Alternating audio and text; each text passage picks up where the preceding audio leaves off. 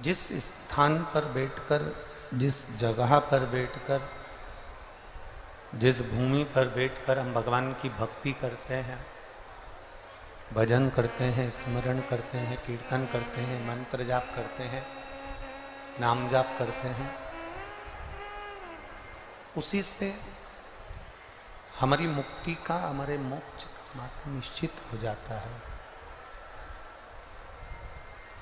उसी से हमारी मुक्ति का मार्ग, हमारे मोक्ष का मार्ग निश्चित हो जाता है।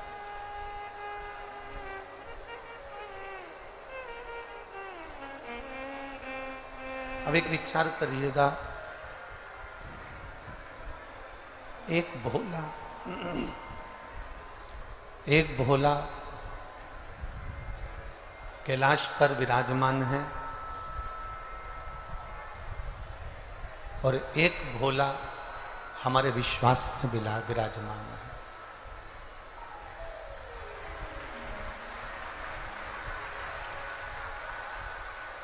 एक शिव शंकर घड़दानी, त्रिकालदर्शी, कैलाशी, अविनाशी भगवान देवाधिदेव महादेव एक कैलाश पर है, कैलाश पर विराजमान है। बक्से होन कहीं के नहीं चल रहे हैं, शायद पंडालों में आवाज नहीं है। एक भोला कैलाश पर विराजमान है और एक भोला हमारे विश्वास में विराजमान है।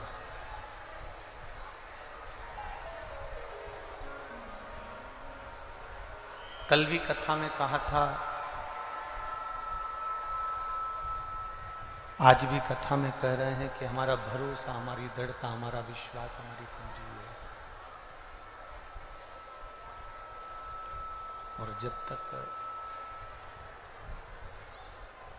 हमारे हृदय में, हमारे मन में, हमारे चित्त में, हमारी वृत्ति में जब तक विश्वास प्रबल नहीं होगा, हमारे मन में, हमारी वृत्ति में जब तक विश्वास की दृढ़ता नहीं होगी, जब तक विश्वास प्रबल नहीं होगा, तब तक सुख का अनुभव होना बड़ा मुश्किल है।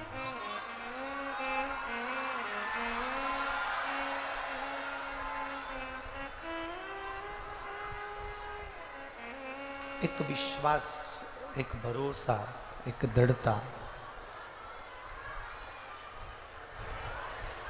हमारे भीतर एकत्रित होना चाहिए। शिव कथा कहती है, भगवान शंकर का संवाद कहता है, शिव महापुराण की कथा कह रही है, वर्णन कर रही है। शंभु शंभु शंभु शंभु शरणे पड़ी मांगू घड़ी रे, दुख का दया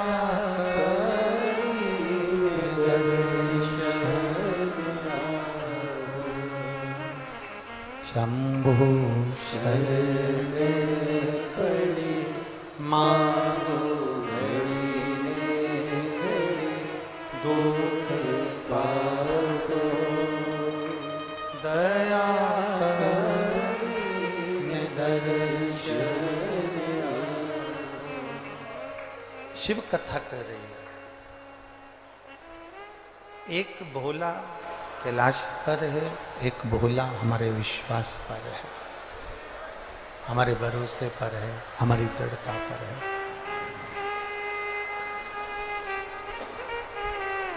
भक्ति ऐसी करो, भक्ति का बल ऐसा बढ़ाओ, भक्ति का बल ऐसा बढ़ाइए जिस भक्ति के बल पर हमारा विश्वास टिका हो और उस भक्ति के बल से हम मुक्ति के मोक्ष के पथ तक जा सके।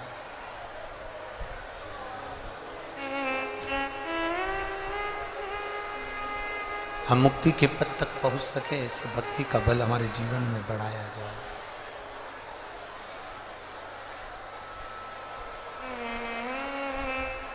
ढूंढने जाने की जरूरत नहीं पड़ती, मुक्ति ढूंढने जाने की जरूरत नहीं पड़ती।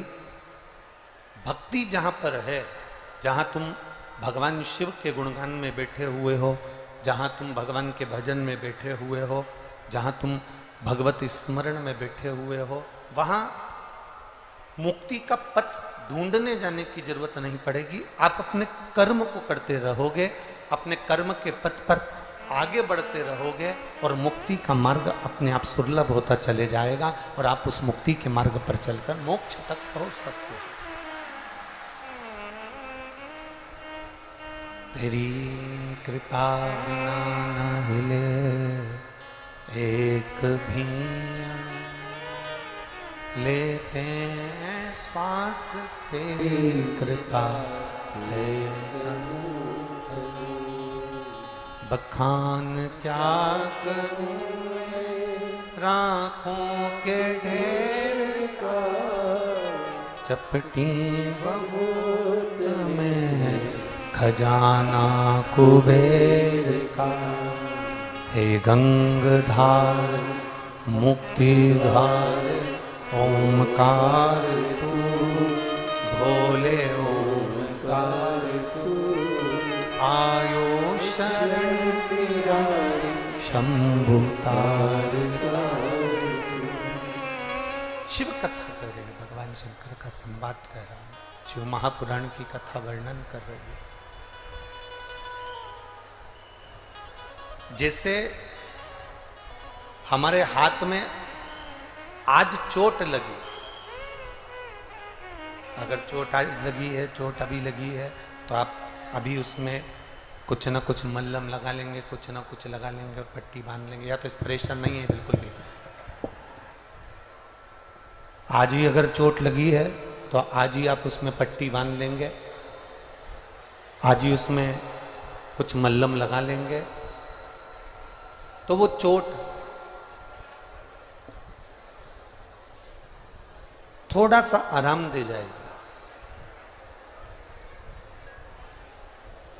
चाय पीते पीते कपड़े पर गिर गई, कपड़े में दाग लग गया,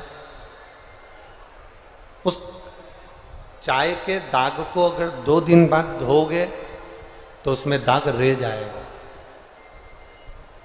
चाय और कॉफी के दाग को अगर तुम गिरते ही धो लोगे, अभी गिरी चाय और तुमने अभी धो लिया, तो वो दाग मिट जाएगा, वो दाग मिट जाएगा। सब्जी का दाग लग गया, सब्जी गिर गई, 2 दिन बाद धोगे तो वो दाग साफ नहीं होगा। पर वो सब्जी के दाग को तुमने अभी की अभी धो लिया तो वो साफ हो जाए। अब कई लोग इसको बड़ा विचित्र लेते हैं, पाप करते हैं जवानी में, झूठ बोलते हैं जवानी में, कपट करते हैं जवानी में, बेईमानी करते हैं जवानी में, और उस पाप को धोने का प्रयास कब करते हैं कि बुढ़ापा आएगा तब तीर्थ जाएंगे, बुढ़ापा आएगा तब भगवान का भजन करेंगे, बुढ़ापा आएगा तब भगवत नाम लेंगे, बुढ़ापा आएगा तब भगवान का स्मरण करेंगे। अब जरा विचार करिए, चाय अभी गिरी और चाय गिरते से ही तुमने धो ली तो उसमें दाग नहीं लगेगा, सब्जी गिरते से ही धो ली तो सब्जी का दाग नहीं लगेगा। उसी तरह अगर जवानी में हमने पाप किया है तो जवानी में ही भजन कर कर उसको धोते चलो तो श्रेष्ठ है।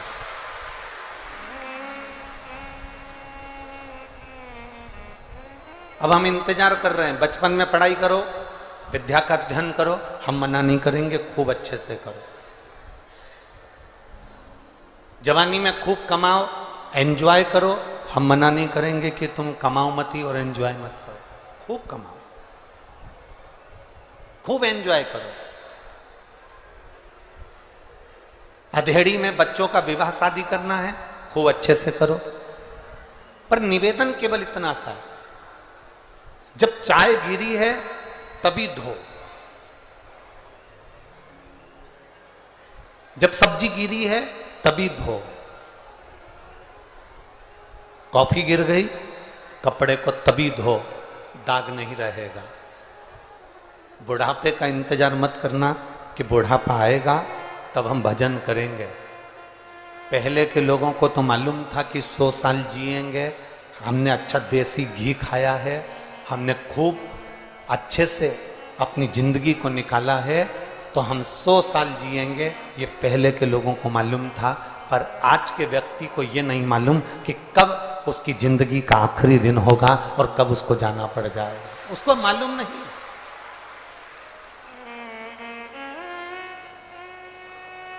उसको ज्ञात नहीं है, उसके स्मरण में यह बात नहीं है।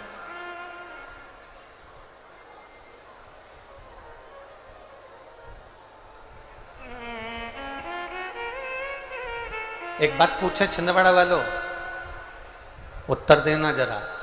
यहां से जब तुम जाते होगे ना तो तुम्हें दूसरे की नहीं पड़ी रहती है, पड़ी अपनी रहती है कि मेरी गाड़ी कहां खड़ी है, मुझे कहां जाना है, ऑटो कहां से पकड़ना है, मैं गीली हो रही हूं, मेरे कपड़े गीले हो रहे हैं, मेरे पास में साथ में बच्चा है, उसको लेकर मुझे पहुंचना है।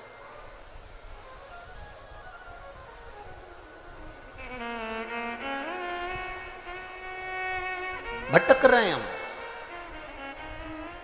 अब जरा विचार करो, यहां पर जितने हैं, हर व्यक्ति को यह लगता है कि मैं अपनी जिंदगी को बस अपने जीवन को मैं श्रेष्ठता से जी लूं, बाकी का जो हो रहा है होने दो। पर शिव महापुराण की कथा वर्णन करती है, मेरे देव अधिदेव महादेव ने स्वयं तो विष का पान किया है।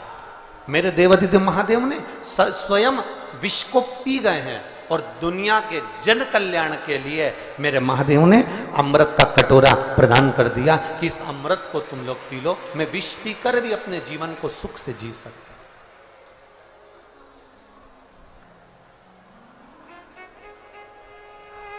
मैं अपने जीवन को श्रेष्ठतम जी सकता हूं। शिव महापुराण की कथा कर रही है, पार्वती जी ने जब भगवान शंकर को पाने के लिए तप करा, साधना करी, व्रत करा, उपवास करा, उस तप साधना के बल पर माता पार्वती जी ने भगवान देवाधिदेव महादेव को प्राप्त किया। एक बार माता पार्वती जी ने भगवान शंकर से प्रश्न किया,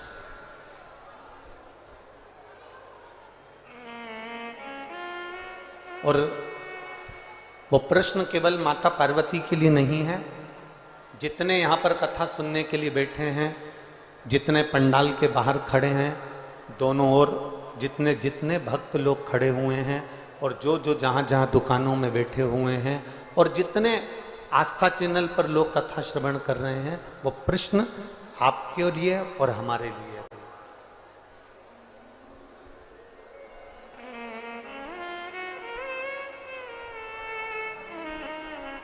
पार्वती जी ने एक बार भगवान देवाधिदेव महादेव से प्रश्न किया कि बाबा देवाधिदेव महादेव से माता पार्वती जी कहती हैं कि एक व्यक्ति की बुद्धि होती है जिसमें वो सबके लिए अच्छा सोचता, सबके लिए ऊंचा सोचता, और एक व्यक्ति की जो बुद्धि होती है वो ऐसी होती है जिससे वो सबके लिए नीचा सोचता।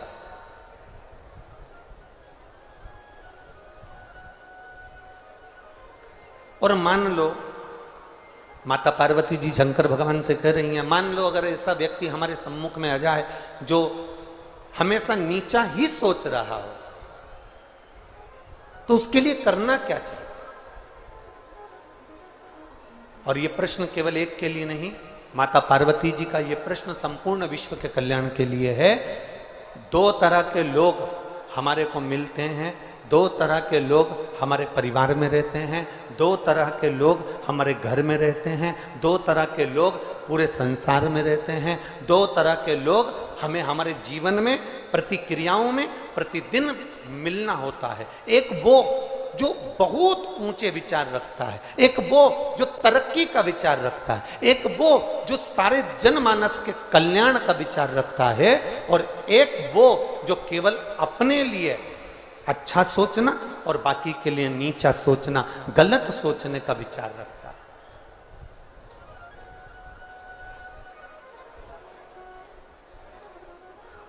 दो तरह के लोग हैं संसार सागर में।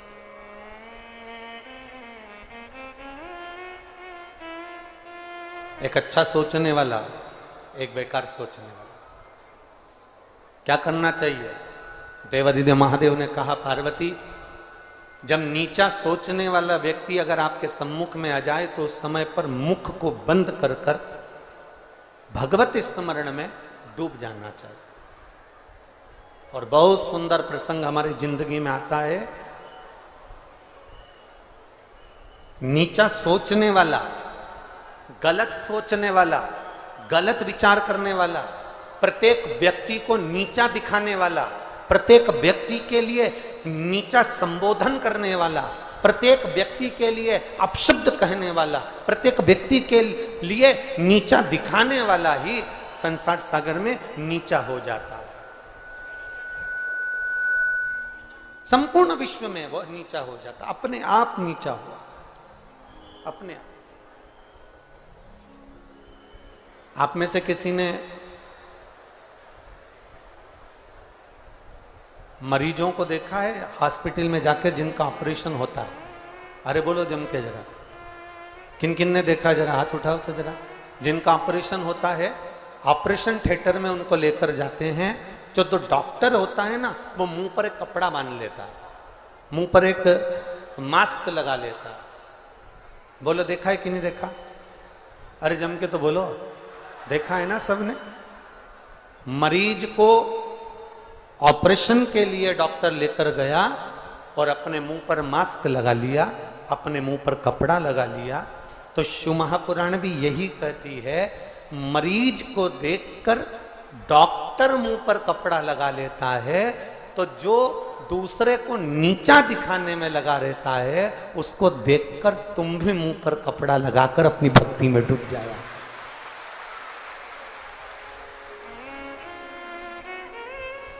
कारण कोई डॉक्टर से पूछे कि तुमने इसका ऑपरेशन करते समय मुंह पे कपड़ा क्यों लगाया? तुमने ऑपरेशन करते समय अपने मुंह पर ये मास्क क्यों लगाया? तो डॉक्टर कहेगा, इसका जो रोग है ना, इसकी जो बीमारी है ना, इसकी जो जीवाणु है, इसकी जो बीमारी है, वो हमारे शरीर में नासिका के द्वारा, मुख के द्वारा प्रवेश ना करे, इसलिए हमने ये कपड़ा बांधा है। उसी तरह नीचा दिखाने वाला व्यक्ति, अपशब्द बोलने वाला व्यक्ति, गलत बोलने वाला व्यक्ति, आड़ा टेढ़ा बोलने वाला व्यक्ति, अपनी अपनी बातों में कुछ अपशब्द कहने वाला व्यक्ति, जब देखो जब किसी ना किसी की बुराई करने वाला व्यक्ति, जब देखो जब किसी की निंदा करने वाला व्यक्ति तुम्हारे सामने जब आ जाए तो मुख पर तुरंत कपड़ा लगा लेना। कपड़ा लगाने का मतलब है कि मुख से भगवान का नाम लेना चालू कर देना कि इसका अवगुण हमारे शरीर में ना आ जाए।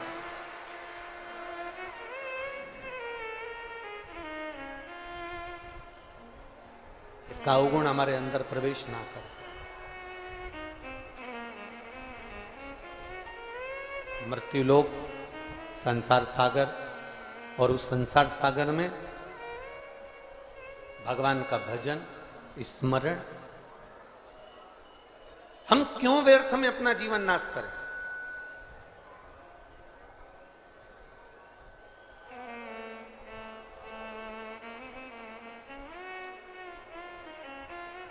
हम क्यों व्यर्थ में अपनी जिंदगी को व्यर्थ में डूबने दें?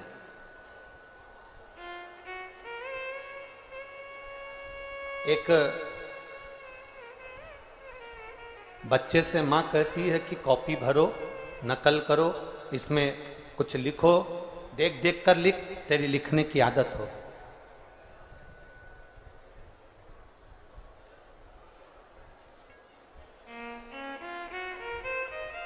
एक कॉपी को भरा जाता है, एक कॉपी को हम लिख लिख कर भरते हैं।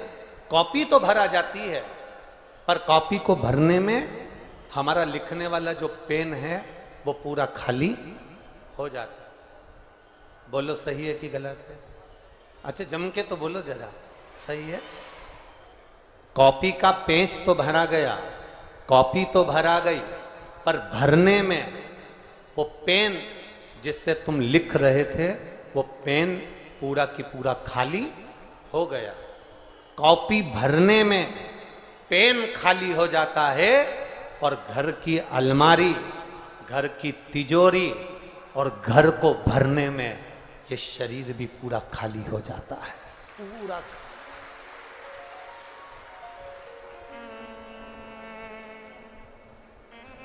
पूरा शरीर खाली हो गया।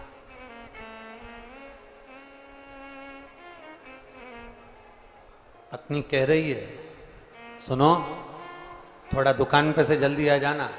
क्यों? आज तो जन्माष्टमी है, क्यों जल्दी आ जाना? अरे अपन सब हनुमान जी के दर्शन भी कर लेंगे और शिव महापुराण की कथा का रस तत्व भी ग्रहण कर लेंगे, थोड़ा जल्दी आ जाना। ऐसा नहीं कि धर्म पत्नी नहीं कर रही है, ऐसा नहीं कि धर्म पत्नी नहीं बोल रही हो, धर्म पत्नी नहीं वर्णन कर रही हो, धर्म पत्नी नहीं बोल रही हो, वो कर रही। आप थोड़ा समय पर आ जाना, थोड़ा जल्दी आ जाना, तो अपन थोड़ा सा शिव महापुराण की कथा तक होकर आए। पत्नी चाहती है कि ये तिजोरी भरने में, ये अलमारी भरने में, ये घर भरने में मेरा पति 24 घंटे काम पर लगा रहता है। सुबह 8 बजे से दुकान खोलता है, सुबह 9 बजे से दुकान खोलता है, 8-9 बजे से दुकान खोलता है, ठीक है, 10 बजे तक, 11-11 बजे तक, 8-9 बजे से रात के 10-11 बजे तक दुकान खोलकर बैठा रहता है। तिजोरी को भरने में, अलमारी को भरने में, परिवार को संभालने में एक व्यक्ति से पूछा जाए कि वो कितना खाली हो गया, कितना खाली हुआ है।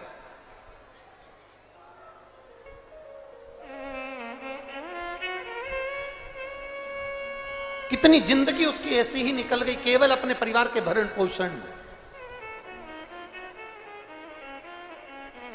कितना जीवन उसका ऐसा निकल गया केवल अपने परिवार को संभालने में। कितना जीवन उसका ऐसा निकल गया केवल अपनों को जोड़ने में। वो पूरा खाली हो गया, अंदर से पूरा खाली, खोखला शरीर। रोटी का टिफिन रखा है, वो रोटी का टिफिन ठंडा हो गया, 2 रोटी मुख में लेता है। कमा कमा कर शरीर में शुगर हो गई क्योंकि समय पर भोजन नहीं कर पाया। कमा कमा कर शरीर में बीपी हो गया क्योंकि समय पर भोजन नहीं कर पाया।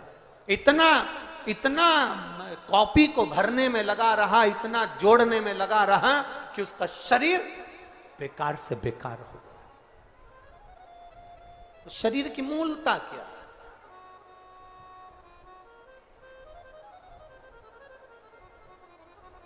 सारे देवताओं का दर्शन करिएगा, सारे देवताओं के मंदिर जाइएगा, सारे देवताओं का दर्शन करिएगा, सारे देवताओं के मंदिर जाइए, सारे देवताओं का दर्शन करिए। सारे देवताओं के मंदिर जाकर, सारे देवताओं का दर्शन कर कर एक बार मेरे देवाधिदेव महादेव का दर्शन करिएगा।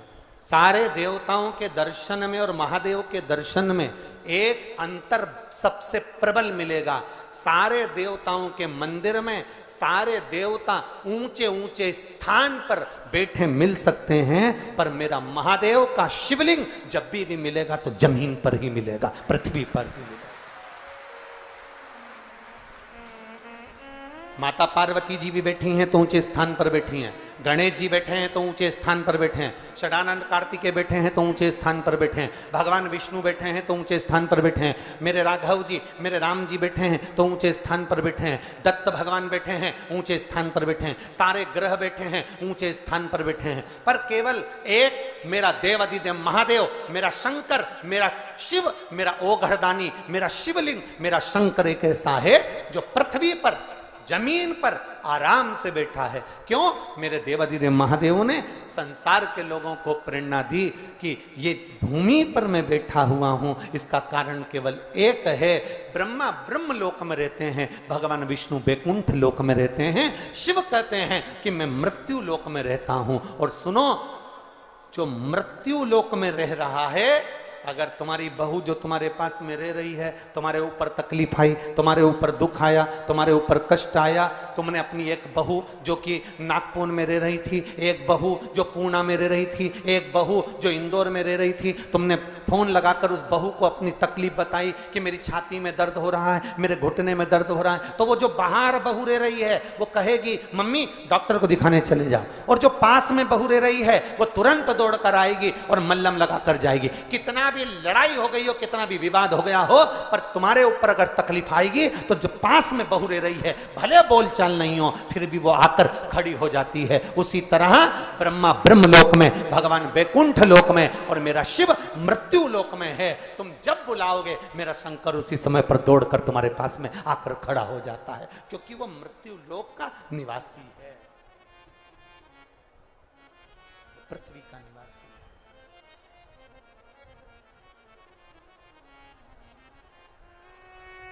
है।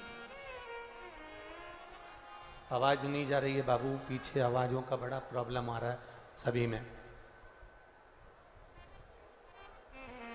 वो मृत्यु लोक का निवासी है।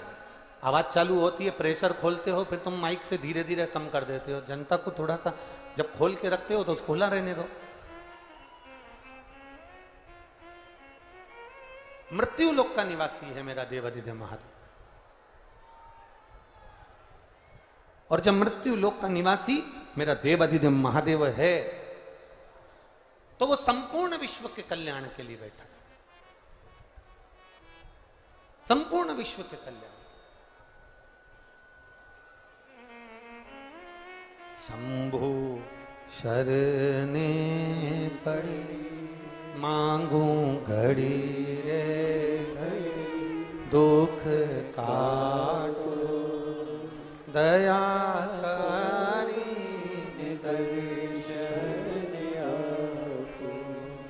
शिव तत्व की प्राप्ति भगवत भजन से है। मेरा शंभु, मेरा शंकर, मेरा त्रिकालदर्शी, कैलाशी, अविनाशी भूमंडल पर मृत्यु लोक में निवास करता है।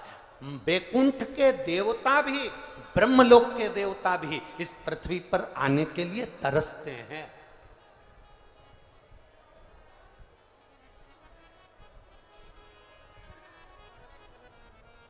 संपूर्ण देवता इस पृथ्वी पर आने के लिए तरसते हैं। कारण क्या है?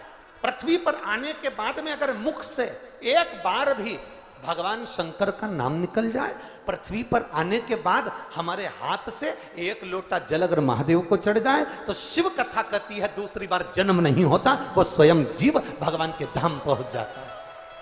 उसका पुनरपि जन्म पुनरपि मरणम के प्रपंच से वो छूट जाता है।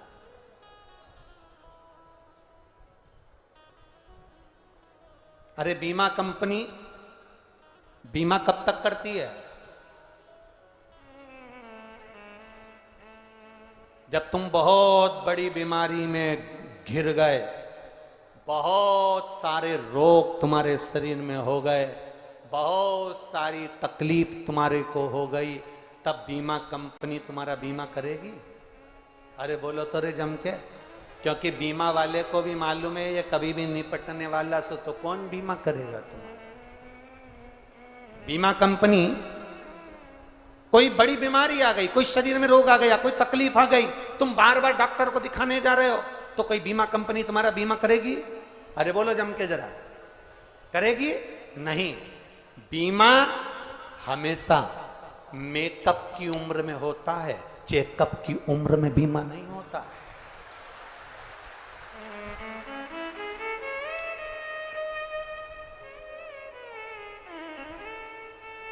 छिंदवाड़ा में अगर चेकअप की उम्र में बीमा होता हो तो बात दूसरी है, पर भैया शास्त्र तो यही कहता है कि बीमा हमेशा मेकअप की उम्र में होता है।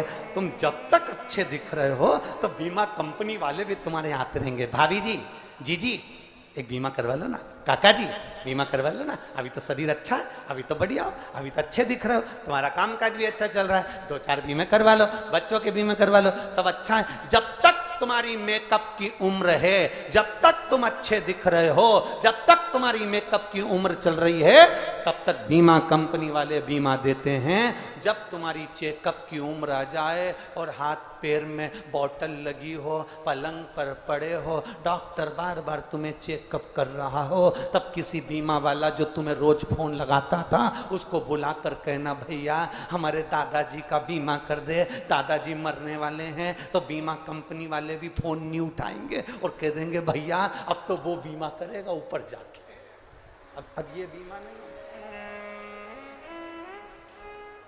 बीमा मेकअप की उम्र में होता है, चेकअप की उम्र में बीमा नहीं होता। जब बीमा चेकअप की उम्र में नहीं होता तो भगवान का भजन चेकअप की उम्र में कैसे हो जाएगा? अंत समय में मर रहे हो, शरीर में कष्ट पड़ा है और बहू सिर के पास बैठ के गीता जी का पाठ सुना रही और वो मरने वाला ध्यान लगा के बैठा, बड़ा बेटा यहीं बैठा, छोटा बेटा यहीं बैठा। एक बेटा डॉक्टर को छोड़ने गया तो दुकान पर कौन गया? अब टेंशन, दुकान पर कौन बैठा? कहां जीवन है हमारा? शिव जैसी मस्ती, भगवान शंकर जैसी अलमस्ती। दुनिया के लोग कहते हैं शंकर भगवान को देखकर, दुनिया के लोग कहते हैं कि ये भांग पीते होंगे, ये गांजा पीते होंगे, ये कुछ पी, ना ना ना ना, मेरे देवाधिदेव महादेव को कुछ पीने की जरूरत नहीं। मेरा महादेव अपनी मस्ती में ऐसा मस्त रहता है कि उसे दुनिया के लोग कुछ भी कहें, वो तो बस आनंद की मस्ती में झूमा और आनंदित रहता है। भगवान शंकर का संवाद कह रहा है, माता पार्वती जी का विवाह शिव जी के साथ में हो गया। शंकर भगवान के साथ में माता पार्वती जी ने जब विवाह किया, विवाह कर कर माता पार्वती भगवान शंकर के साथ में सबसे पहले भ्रमण के लिए जब निकली तो काशी पहुंची और काशी का दर्शन कर कर काशी की पवित्र भूमि पर भ्रमण करने के बाद में, घूमने के बाद विदर्भ देश पहुंची। 16 सोमवार शिव महापुराण की कथा कर रही है।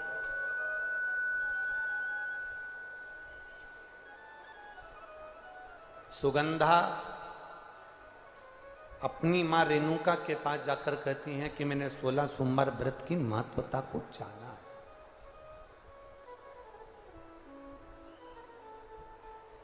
एक बेटा, एक बेटी अगर सतमार्ग पर चल रही है, एक बेटा, एक बेटी अगर श्रेष्ठ मार्ग की ओर आगे बढ़ रहे हैं, तो उसमें सबसे ज्यादा प्रसन्नता अगर किसी को होती है तो वो घर के माता पिता को होती है।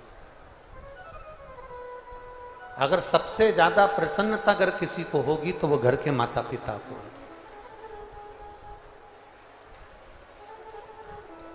बच्चे अगर सतमार्ग पर चल रहे हैं तो माता पिता प्रसन्न।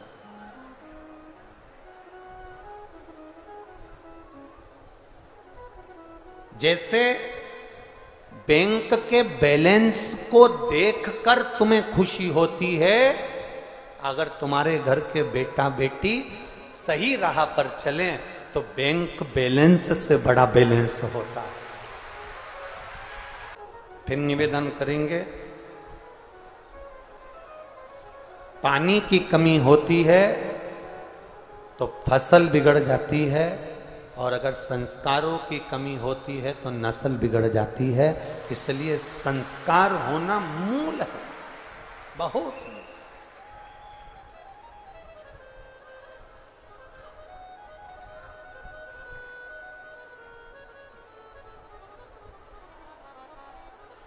यहां कितने लोग बैठे हैं जिनके बच्चे रोज प्रणाम करते हैं, जिनके बच्चे रोज पांव छूते हैं अपने माता पिता के? हाथ उठाओ जरा, झूठा झूठा मत उठा लेना हो। हाँ ठीक है, रख लो, रख लो। अब आप में से कितने लोग बैठे हैं जो सुबह सुबह अपने बच्चों के ही हाथ पर जोड़ती होंगी, उठ जा तेरे हाथ जोड़ूं।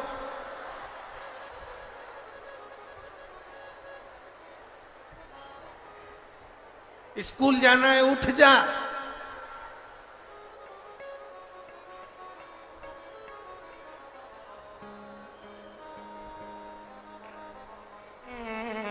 कितना प्रयास है।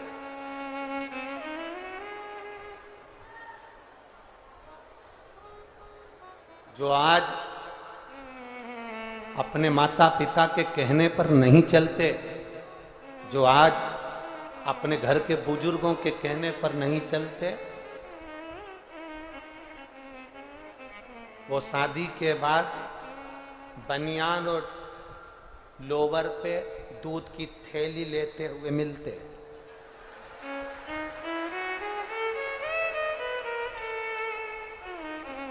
जिनकी शादी में दूल्हा जब एंट्री करता है दरवाजे पे से फेटा मेटा बांध के, और दूल्हा छड़ी मड़ी लेके जब एंट्री करता है तो वहां गाना बजता है, अजबो शान शहंशाह।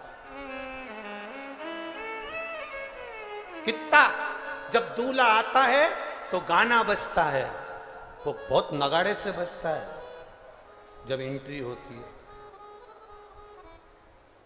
जब दूल्हा एंट्री करे तब अजीबो शान शहंशाह। और 2-3 साल के बाद वही दूल्हा जो शान और शहंशाह था, वो पानी की बाल्टी चड्डे पे उठा के रहा।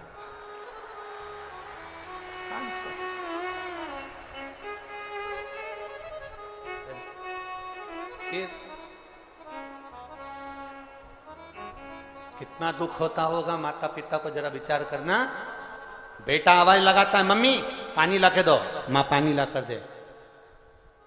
बेटा आवाज लगा कर देता है, पापा मुझे ये चाहिए, ला कर दो। बहुत बहुत अंतर है, बहुत अंतर, बहुत अंतर। एक लड़का मोटरसाइकिल, नई नई मोटरसाइकिल ली उसने, वो फटाके वाली मोटरसाइकिल नहीं होती, क्या बोलते हैं उसको, बुलेट वुलेट जो भी बोलते हैं, वो फटाके वाली मोटरसाइकिल ले ली। और लड़का, पिताजी कुर्सी पर बैठे थे और अखबार पढ़ रहे थे, और लड़का बुलेट को चालू करा और जाने लगा। इतने में पापा ने आवाज लगाई, बेटा इधर आ। हाँ इधर आ, जा जरा अंदर से गिलास पानी ला दे। बेटे ने मोटरसाइकिल खड़ी करी, अंदर गया और मम्मी से कहा, मम्मी पापा में रत्ती भर की अकल नहीं है, मैं जा रहा था और मुझे बुलाकर कहना है कि पानी ला के दो, तुम पापा को पानी दे देना। और लड़का बुलेट लिया, भट भट करता करता करता करता चले गए। इतने में माँ पानी लेकर आई तो पति ने अपनी पत्नी से पूछा, तुम्हारा राजकुमार, तुम्हारा लाडला इतनी जल्दी में कहाँ जा रहा है? तो माँ कहती है, रेलवे स्टेशन पर पानी का प्याऊ लगाया है, पानी पिलाने जा।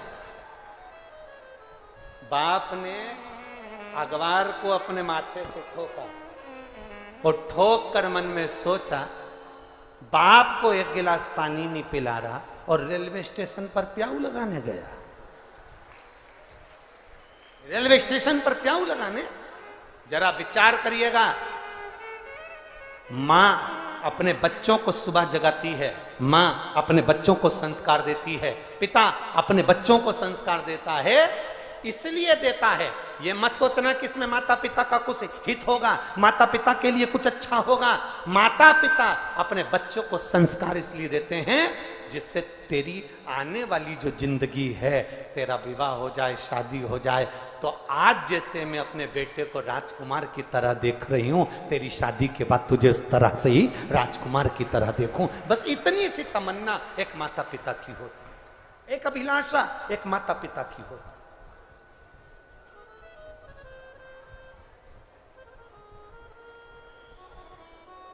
श्रेष्ठ संस्कार दीजिए, श्रेष्ठ संस्कार। हम पहले भी कथा में कहे, आज फिर कहते हैं,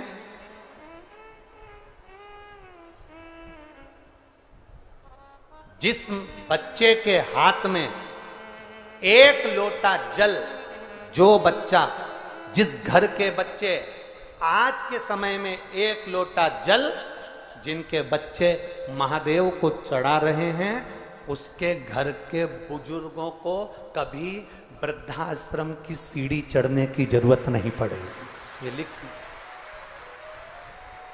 जिनके बच्चे आज शंकर भगवान को एक लोटा जल चढ़ा रहे हैं, उनके घर के बुजुर्ग कभी वृद्धाश्रम की सीढ़ी नहीं चढ़ेंगे, ये निश्चित है।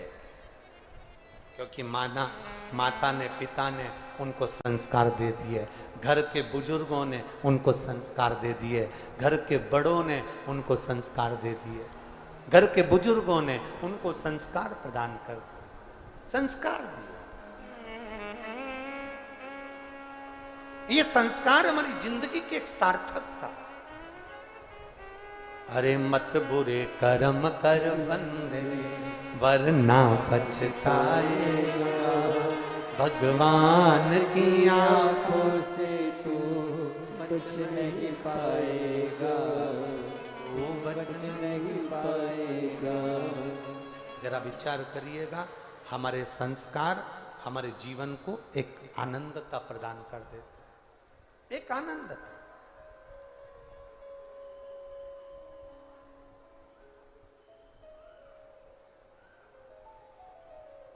सुगंधा अपनी मां रेणुका के पास गई और मां से कहा, मां मैं गलत पथ पर चली गई थी, अपने शरीर की सुगंध के कारण मैंने कई लोगों को अपने कब्जे में कर लिया था, जिसको मैं जैसा बोलती थी वो वैसा करता था।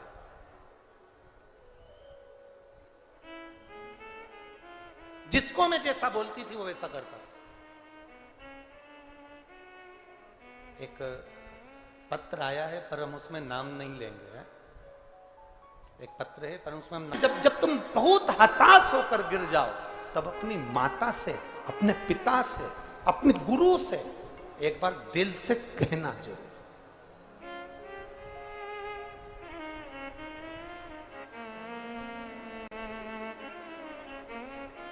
बहुत आज के जमाने में मोबाइल पर बहुत फ्रॉड हो रहा है। मेरी जीजियों, मेरी बेटियों और मेरे भाई, आप इस चीज का स्मरण रखें। मेरी बहनों से भी मैं निवेदन करूंगा, मेरी बेटियों से निवेदन करूंगा, कोई तुमको अगर फालतू के मैसेज करे आपको जवाब देने की जरूरत नहीं है। और मेरे भाइयों से भी निवेदन है, कोई तुम्हें फालतू के मैसेज करे तुम्हें जवाब देने की जरूरत नहीं है, कोई जवाब ना दीजिए।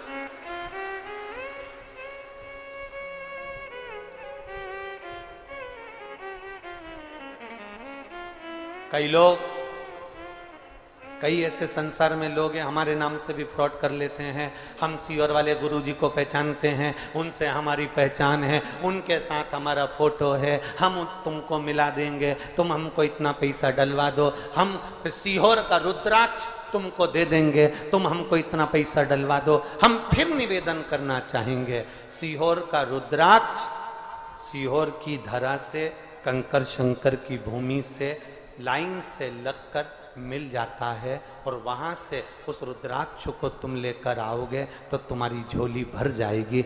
हम इस रुद्राक्ष को किसी के दरवाजे पर ऑनलाइन नहीं भेजते, ना हम किसी संस्था को, ना किसी व्यक्ति को अपने सीहोर का रुद्राक्ष बांटने के लिए भी नहीं देते कि तुम ये बांटो तुम्हारी तरफ से, ना ना।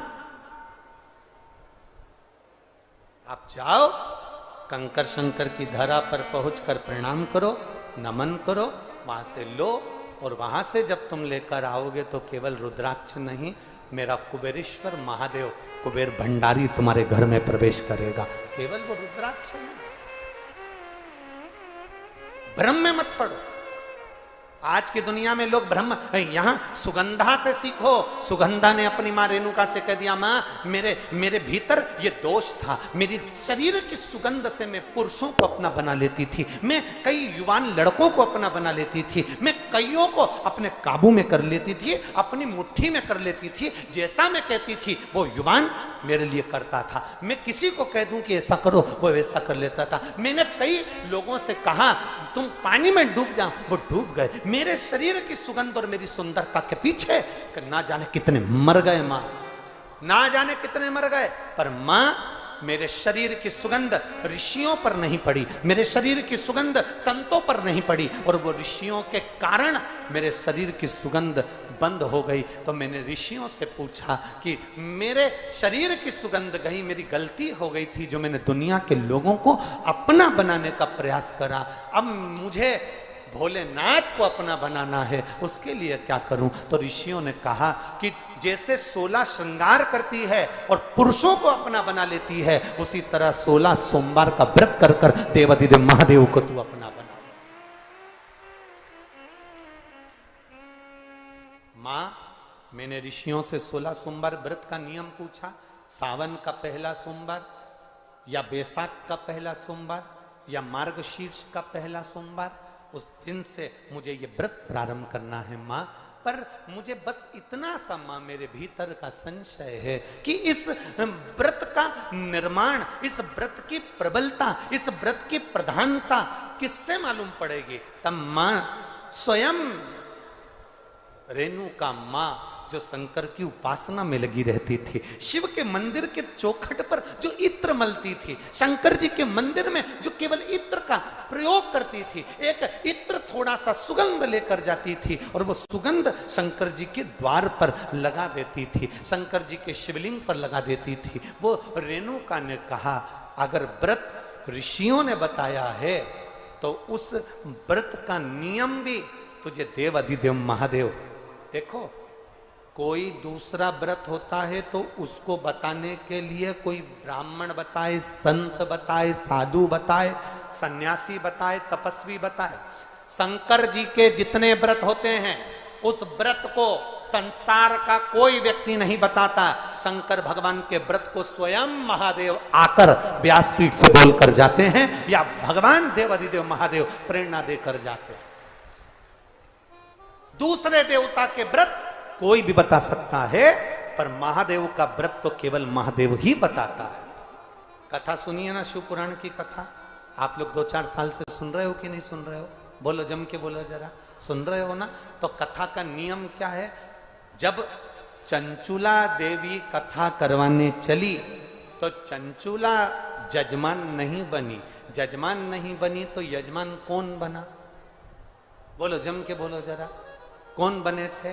शंकर और पार्वती, ईश्वर जी और गोराज, घना और गौर, शिव और पार्वती यजमान बने। चंचुला देवी तो एक और बैठी थी, शंकर पार्वती जी ने कथा श्रवण करी।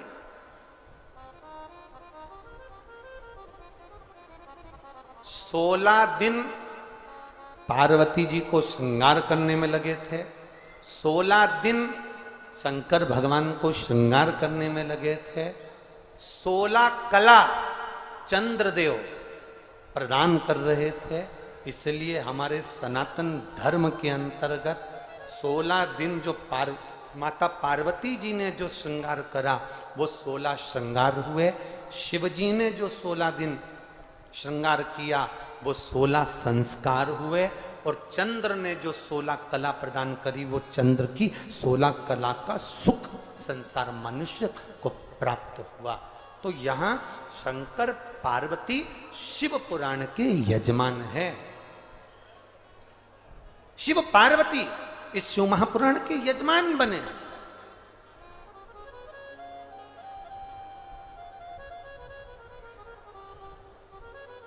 कथा कौन बाच रहा है? कहा तुमरुका जी। तुमरुका जी कौन है? शंकर के परम प्रिय भक्त जो शिव की उपासना में लगे रहते हैं। शरीर मनुष्य का है, घोड़े का मुंह लगा है, तुमरुक हाथ में बीना रखी है, एक हाथ में करताल रखा है तुमरुका जी की और कथा कर। तुमरुका कौन? वो तुमरुका जिस नारी का गर्भ भी नहीं ठहरे, 20 साल, 25 साल, 15 साल, 18 साल, 20, 21 साल, 30 साल, अभी आगे कथा करी थी तो 42 साल के बाद औलाद हुई। आप लोगों ने टीवी पर देखा होगा, 42 वर्ष के बाद। तो उसका ये तुमरुका जी है कौन? तो कहा शंकर के जो शिव के जो उपासक होते हैं, शंकर का गुणगान जो करने वाले होते हैं वो तुमरुका जी हैं। इसलिए हमारे यहाँ शास्त्र में कहा गया, जिस नारी का गर्भ नहीं ठहरता, सफेद आंकड़े की जड़ पति पत्नी दोनों जाएं, रजस्वला धर्म के जब 7 दिन पूरे हों तब सफेद आंकड़े की जड़ को पति पत्नी दोनों निकाल कर लेकर आए, शिव मंदिर में जाकर शंकर जी पर से तुमरुका जी का नाम लेकर 21 बार घुमाकर शंकर भगवान का शिवलिंग नंदी के पास खड़े होकर दर्शन करते रहें और लाल धागे में उसको कमर पर स्त्री बांध ले। बाबा की कृपा होती है, जैसे इस पत्रों में लिखा, बड़ा रोग भी आ जाए, कितना भी बड़ा रोग आ जाए, ऑपरेशन के लिए जा रहे हो, जांच के लिए जा रहे हो, एक बार तुमरुकेश्वर महादेव का नाम लेकर एक सफेद पुष्प शिव जी को समर्पित कर कर जरूर जाओ। डॉक्टर को दिखाओ, डॉक्टर जैसा बताए वैसा करो, जांच भी कराओ, इलाज भी करवाओ, पर तुमरुकेश्वर का नाम लेकर। एक पत्र आया,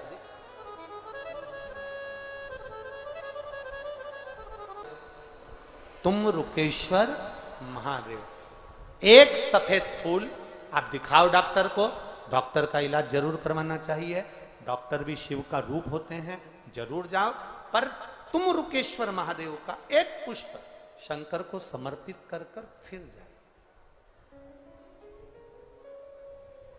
संभाल ले। जब केस बिगड़ता है ना, तो डॉक्टर भी आखिरी में कह देता है अब हमारे हाथ में नहीं है, अब उसके हाथ में है। तो मतलब डॉक्टर को भी मालूम है कि एक डॉक्टर और है, तो जाको राखे साइया मार सके ना कोई। मतलब डॉक्टर को भी मालूम है कि एक और बैठा है, एक और।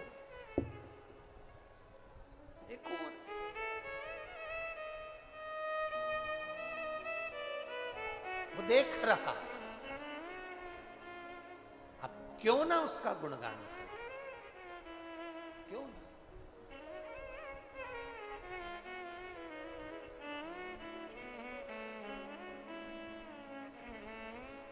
मेरे भोले तेरा सहारा है, मेरे भोले तेरा सहारा है, मेरी नैया का तू किनारा है, मेरी नैया का तू। हम उस पर आश्रित हैं। मां, मैंने दुनिया के लोगों को अपने काबू में करा। मां, 16 सोमवार के व्रत का महत्व ऋषियों ने बता दिया, पर मां इस व्रत को करा किसने, इस व्रत की शुरुआत कहां से हुई, ये मुझे कौन बताएगा। सुगंधा की मां रेणुका शंकर की भगत थी, उसने कह दिया। हम जैसे आप लोगों से कहते हैं कथा बाचने वाला महादेव, कथा करवाने वाला महादेव और कथा सुनने वाला महादेव, कोई दूसरा नहीं है। आपके अंदर अगर शिव नहीं होता ना, तो आप अपना छिंदवाड़ा 17 किलोमीटर दूर छोड़कर यहां कथा में नहीं आते। 17 किलोमीटर दूर छिंदवाड़ा को छोड़कर आप कथा में नहीं आते। पंडाल में बैठने की जगह नहीं है। ये भाई, हम तो 3 घंटे की कथा कर रहे हैं, पर ये जो जेंट्स लोग, जो माताएं आसपास में और पीछे ढेर खड़े हैं, इनसे पूछना क्या ये केवल 3 घंटे से खड़े हैं। हमारे 1 बजे अगर हम यहाँ आए हैं, तो ये 10 बजे से 1 जैसे खड़े हैं केवल कथा को श्रवण करने के लिए। और जब भगवत स्मरण की ओर ये चित्त जावे, सुगंधा ने अपनी मां रेणुका से पूछा कि मेरा शरीर जो गड़बड़ हो गया था, मैंने अपने शरीर को जो कहीं ना कहीं गलत विचारों में, गलत सोच में लगा दिया, इस शरीर को ऋषियों ने मुझे निकाल दिया अपने अहंकार से। अब मुझे केवल इतना बताएं कि इस व्रत का भाव कौन व्यक्त करेगा। तो शंकर के व्रत को शंकर ही बता सकते, शिव के व्रत को केवल शिव ही समझा सकते। शंकर की कथा को केवल शंकर ही बाच सकते हैं। किसी साधारण पुरुष की, स्त्री की या कोई साधारण मनुष्य की कोई सामर्थ्यता नहीं होती कि वो शंकर की कथा बाच ले या शंकर का गुणगान कर ले या शिव के लिए कुछ कह ले, शिव के सिवा कोई नहीं कह सकता। कहा रेणुका ने, शिव आएंगे, बताओ। आपके भीतर भी यह भाव होना चाहिए कि मेरा महादेव एक ना एक दिन जरूर आएगा और आपको मार्ग प्रशस्त कर कर जाए, अपने मार्ग को सुलभ कर कर जाए।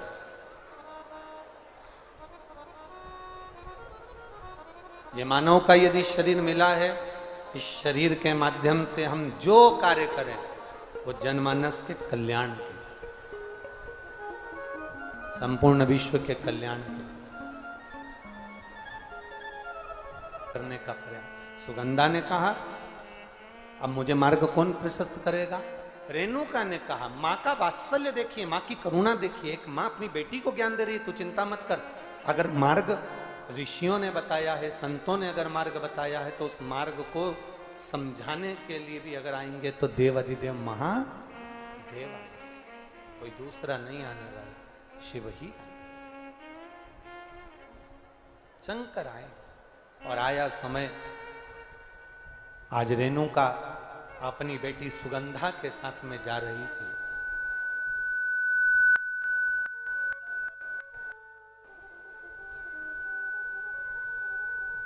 रेणुका अपनी बेटी सुगंधा के साथ जा रही।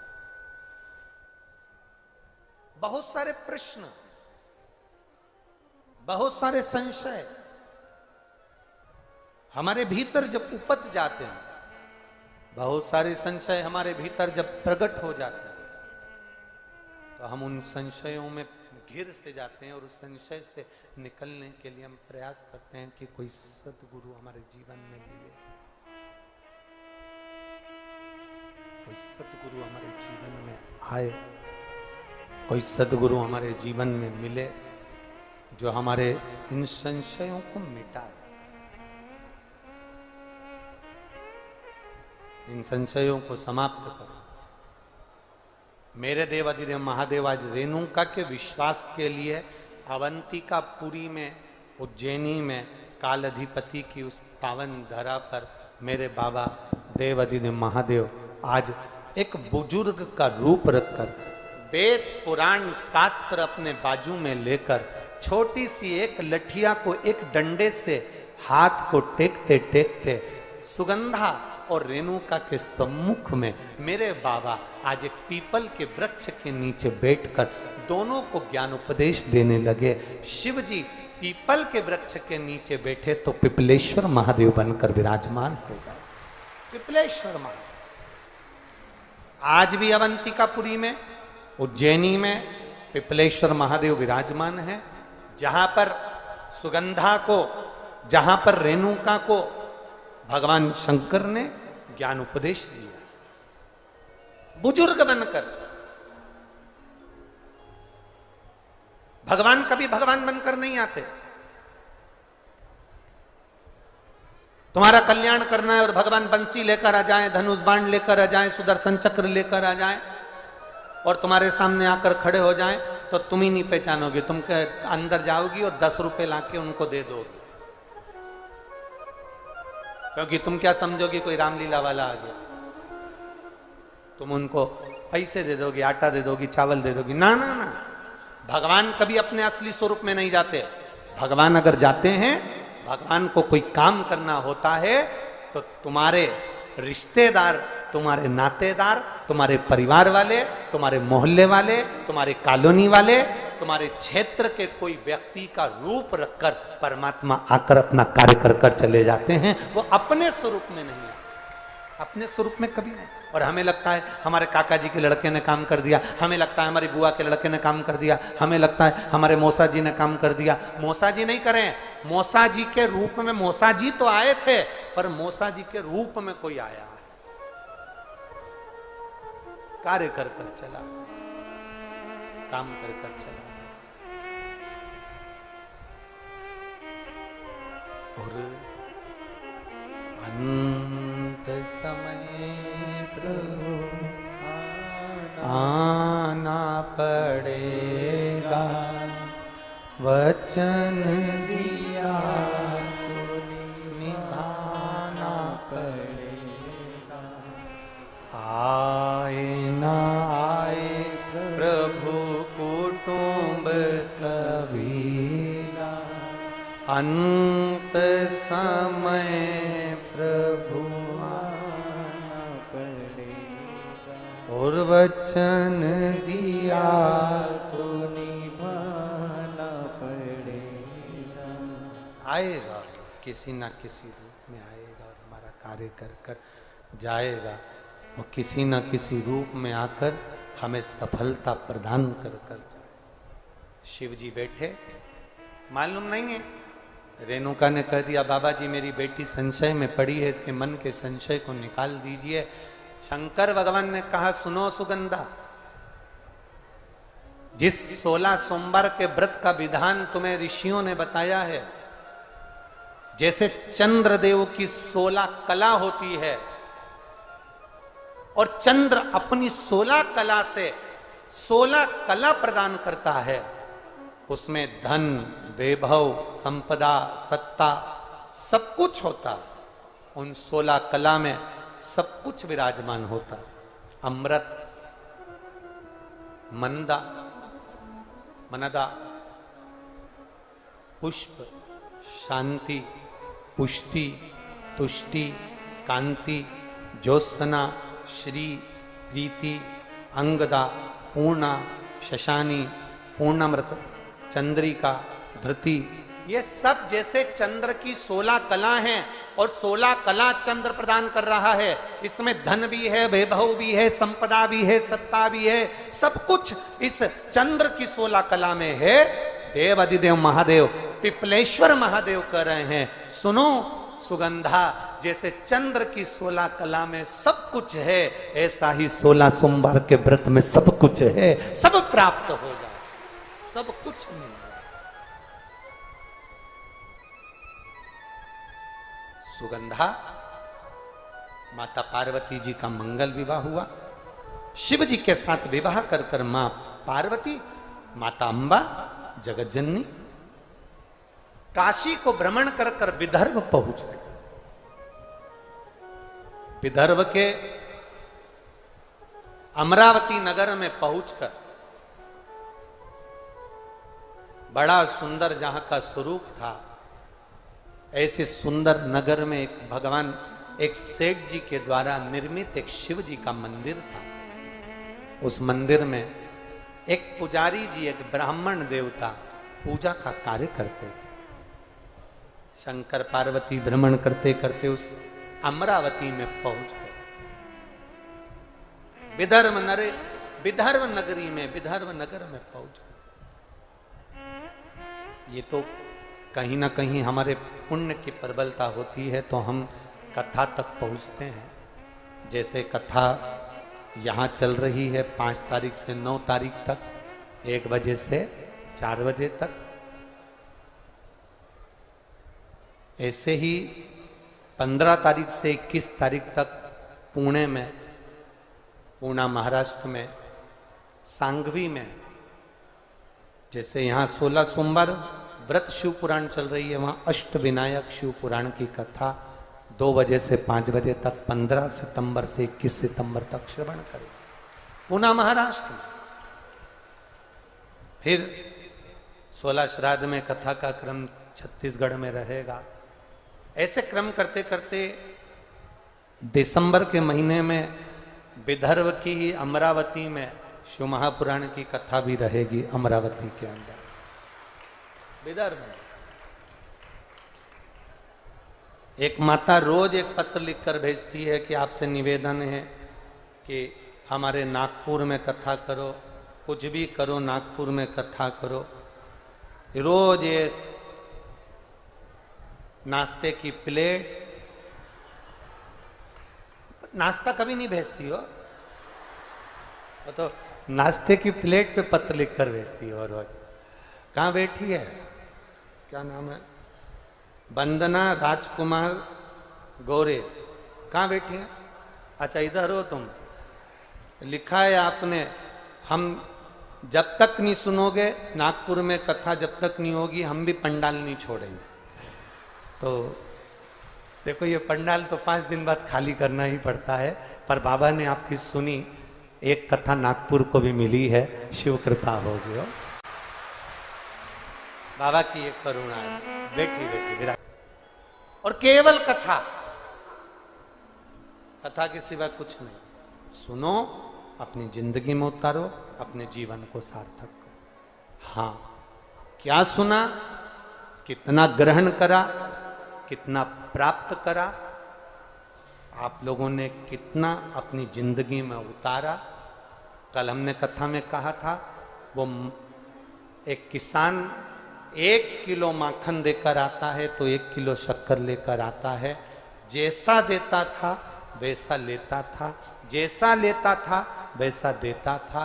उसी तरह आप अपने अच्छे समय में, ये आपका अच्छा समय है, जिस अच्छे समय में आप भगवान की कथा में जा रहे हो, मंदिर में जा रहे हो, भगवान को तुमने अपने समय में से समय निकाल कर दिया। भगवान को तुम्हारा नारियल नहीं चाहिए, भगवान को तुम्हारा श्रीफल नहीं चाहिए, तो ना तुम्हारा नारियल चाहिए, भगवान को ना तुम्हारा प्रसाद चाहिए।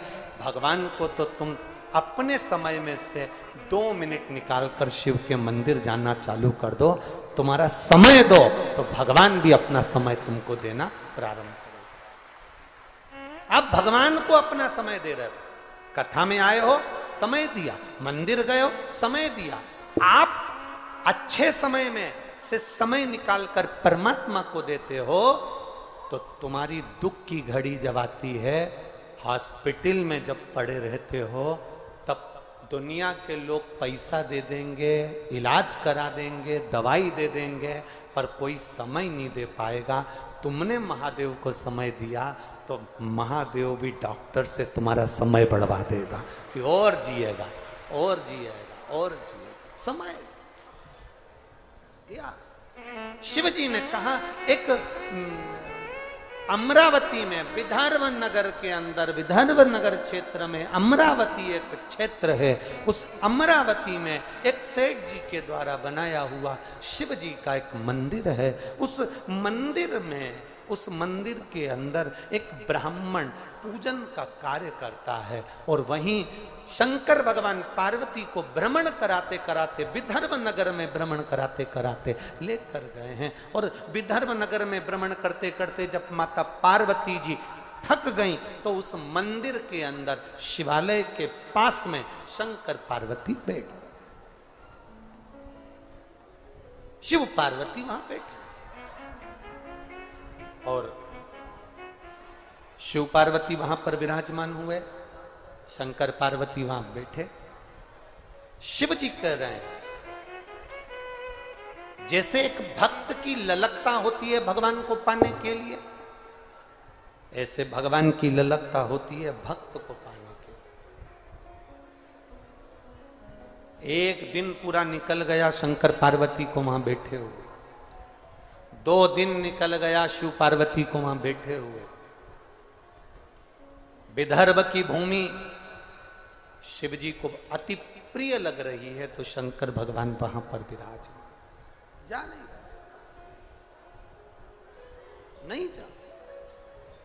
एक ब्राह्मण, पुजारी, पंडित रोज सेवा करने आते, पूजन अर्चना करते, भोग लगाते, चले जाते, आराधना करके चले जाते। आज पार्वती जी के मन में शिव जी से कहा, बाबा भोलेनाथ जी को देखकर मेरा मन करता है, आप मुझे भ्रमण कराने के लिए लेकर आए हो, पर आज मेरा मन करता है कि आपके साथ में चौसर खेलूं। शिव जी ने पार्वती जी के साथ में 3 बार चौसर खेली है।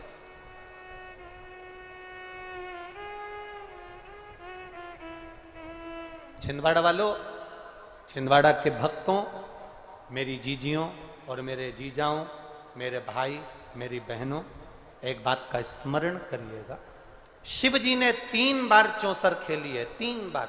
केवल 3 बार।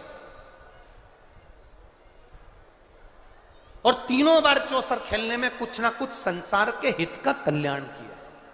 एक बार चौसर खेली मेरे देवाधिदेव महादेव ने, तो शंकर भगवान की 5 बेटियों ने जन्म लिया था। जया, विषहरा, श्यामली बारी, दौतली, देव। शंकर जी के ऊपर जो जलाधारी होती है, जिस जलाधारी में से बूंद बूंद पानी गिरता है, इस जलाधारी को शंकर जी की 5 बेटियों का नाम दिया गया।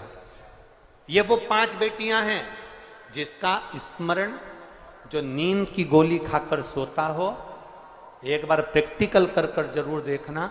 रात्रि को नींद की गोली मत खाना, सोते समय पलंग पर बैठना, हाथ में थोड़ा सा जल लेना। जया, विषहरा, श्यामली बारी, दौतली, देव, शंकर जी की ये 5 लड़कियों का नाम लेकर पानी पीकर आराम से सो जाना। दूसरे दिन नींद भी चकाचक खुलेगी, आराम से खुलेगी, नींद की गोली की जरूरत नहीं पड़ेगी।